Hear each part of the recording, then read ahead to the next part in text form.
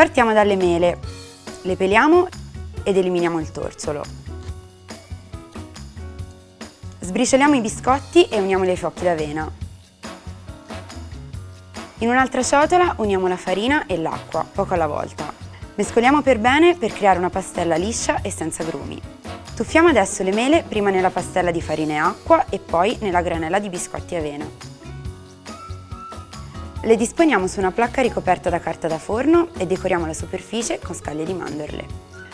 E adesso facciamo cuocere in forno statico a 180 gradi per 45-50 minuti.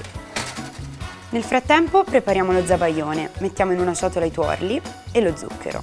Mescoliamo bene fino ad ottenere una crema chiara.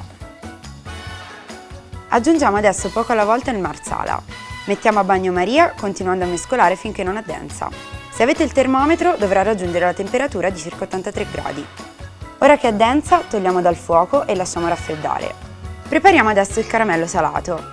Mettiamo a scaldare in una pentola lo zucchero e nell'altro il latte. Lo zucchero ha questo colore ambrato e adesso aggiungiamo il latte caldo. Mescoliamo e a fuoco spento uniamo il burro. Aggiungiamo il sale e lasciamo raffreddare. Adesso componiamo il nostro piatto. Aggiungiamo lo zabaione all'interno della mela. Decoriamo con caramello salato e una spolverata di zucchero a velo. Siamo pronti a goderci questa delizia!